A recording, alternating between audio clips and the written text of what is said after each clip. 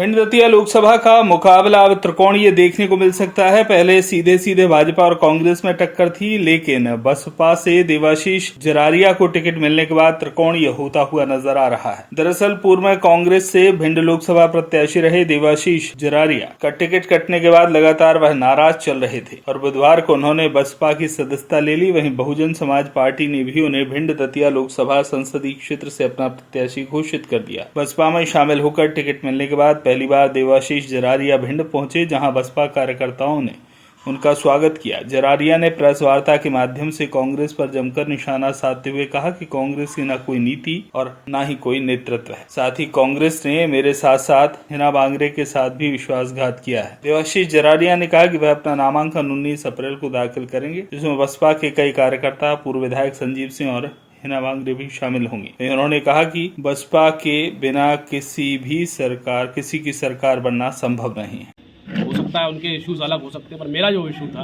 वहाँ से अलग होने का वो ये था कि उनके पास ना नीति है, ना नेतृत्व है, ना आगे का क्या करने वाले हैं, ना उनको कोई फ्यूचर प्लानिंग है और ना उस प्लानिंग को एग्जीक्यूट कराने की उनमें इच्छा शक्ति है। वो पूरी तरीके से हाशिए पे हैं। आज सर्वाइवल की अपनी लड़ाई लड़ रहे हैं और जिस तरीके के वो कृत्य कर रहे हैं वो अपनी सर्वाइवल की लड़ाई भी बुरी तरीके से हारने जा रहे हैं। तो उस पार्टी का तो भगवान ही मालिक है, इससे ज़्यादा कुछ नहीं कहना। जब आपने कांग्रेस छोड़ी, आपसे संपर्क करने की कोशिश की? देखिए, जब मैंने इस्तीफा दे दिया तो तमाम लोगों के फ़ोन आते हैं, सब डैमेज कंट्रोल करने का प्रयास करते हैं, लेकिन इस डैमेज कंट्रोल को करने के लिए उनके पास 35 दिनों का समय था। 35 दिनों तक तो जब तक मैंने कोई स्टेप नहीं उठाया तब तक तो सब सो रहे थे, कोई बात करना नहीं चाहिए था, प्रत्याशी फ़ोन भी नहीं करता था। भैया आप बताइए, लोकसभा प्रत्याशियों में 3.5 लाख वोट लेके आया था। अब 3.5 लाख वोट लेने वाले को आप चुनाव में टिकट भी ले आए, उसके बाद कम से कम एक फोन कॉल तो कर सकते थे। आपने नामांकन तक में नहीं बुलाया, तो ये अपमान कौन झेल सकता है?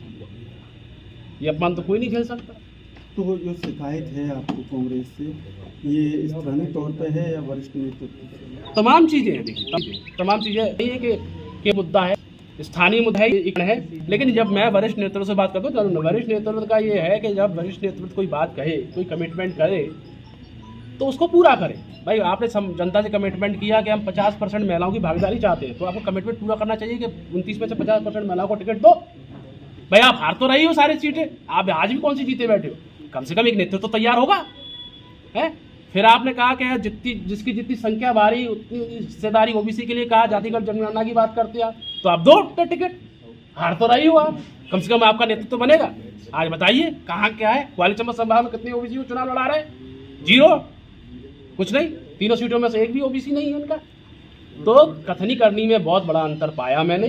ये जो कहते हैं वो करते नहीं है। कांग्रेस में कोई डिसीजन मेकिंग नहीं है, कोई इधर भागता है, कोई उधर भागता है, और भागते भूत की लगोटी कोई नहीं पकड़ सकता, ये स्थिति है। निशा बांगरे के लिए लोग आज कह रहे हैं ना घर की रही ना घाट की, इस पर क्या कहना है? दुख है, उनके साथ विश्वासघात हुआ है, बहुत दुख है, और उनका ये उपहास नहीं होना चाहिए, बल्कि उनके साथ खड़े होने का समय। ऐसे लोग जिनके साथ करते हो और जो पार्टी ऐसा करती है उनको एक्सपोज करने का समय है। मैं तो ये बोलता हूँ कि अगर वो अधिकारी रहती तो कितने लोगों का, अपने समाज के लोगों का भला कर सकती थी, लेकिन उनको साथ विश्वासघात किया। जिन लोगों ने विश्वासघात किया है उनको, समाज को, जनता को सबक सिखाना चाहिए। क्या आप निशा बांगरे को और खुद को ठगा हुआ महसूस कर रहे हैं कांग्रेस से?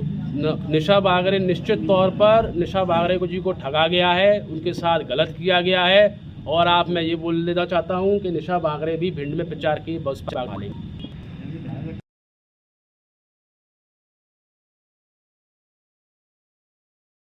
2019 के चुनाव के बाद भी वो सक्रिय थे पूरे भिंड और दतिया लोकसभा क्षेत्र में।